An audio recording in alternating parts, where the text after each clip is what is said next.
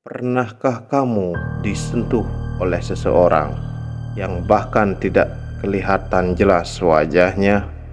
Pernahkah kamu merasakan tubuh hangat di ranjangmu, padahal kau tahu kau sedang sendirian?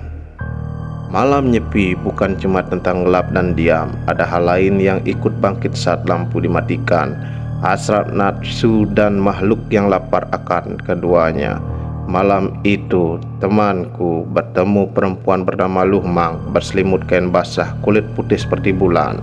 Tubuhnya sempurna, tapi setelah temanku menyentuhnya, dia tak tahu ternyata bukan manusia.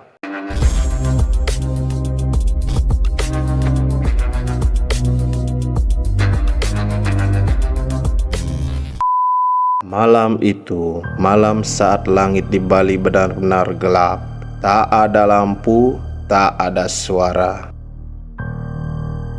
Hanya suara napas sendiri dan desah angin yang membawa bau kemenyan dan bunga Kamboja busuk. Namaku Dimas. Aku bukan orang Bali, tapi malam nyepi tahun ini aku memilih menghabiskannya di sebuah desa tua, jauh dari kota, di rumah peninggalan sahabatku yang sedang di luar negeri. Sebuah keputusan yang ku sesali seumur hidupku. Sekitar pukul 9 malam, rumah gelap. Hanya ada satu pelita kecil di dekat pintu. Tak boleh menyalakan lampu, tak boleh menyalakan api besar. Itulah nyepi di Bali. Namun saat aku menengadah, kulihat sosok berdiri di tengah lorong rumah. Tak ada suara langkah, hanya berdiri diam. Itu seseorang perempuan. Kainnya tipis, basah seperti habis kena hujan. Kebaya putih yang melekat di tubuhnya nyaris tembus pandang. Pinggulnya bergetar, lembut saat berjalan mendekat. Astaga, siapa kamu? Tanyaku gugup. Dia tersenyum. Senyumannya yang tak sepenuhnya manusia. "Tiang Luhmang," katanya. Suaranya lembut, dalam, membelai telinga seperti jari-jari halus. Ia duduk di depanku, dekat sekali. Nafasnya hangat, aroma bunga dan tanah basah. Tangan dinginnya menyentuh leherku, turun ke dada, dan terus ke bawah. Aku tahu seharusnya tidak, tapi mataku tak bisa lepas dari lekuk tubuhnya. Kulitnya putih pucat, dadanya mengembang. Dia berbisik, "Tenang, ini persembahan." Dan saat bibirnya menyentuh leherku, aku merasa sesuatu. Bukan kenikmatan, tapi rasa dingin seperti dicium oleh kematian itu sendiri.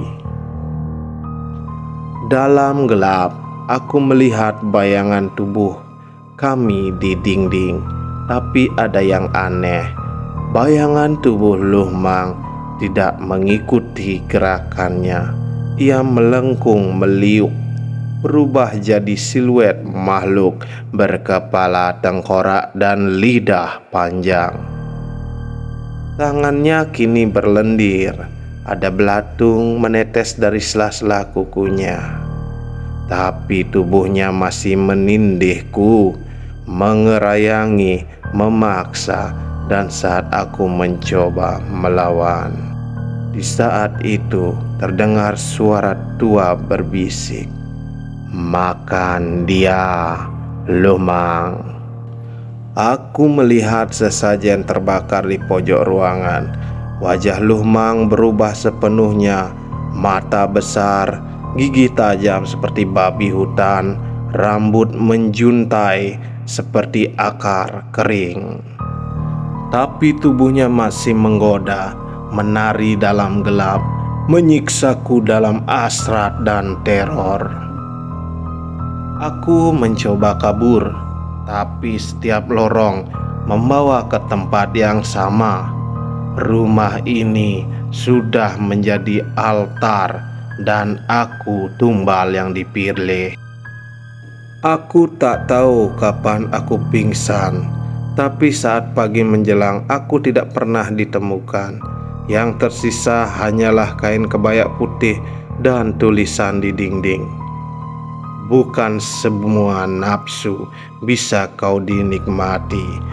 Kadang ia menjemputmu ke neraka.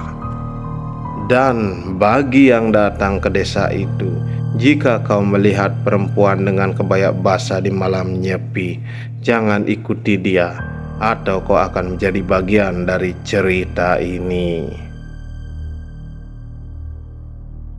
Begitulah cerita tentang temanku Dimas dan Luhman.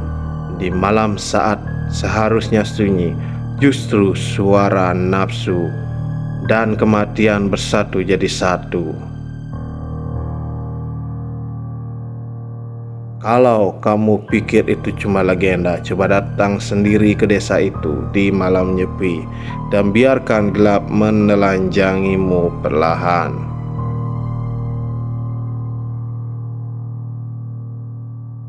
Terima kasih sudah mendengarkan.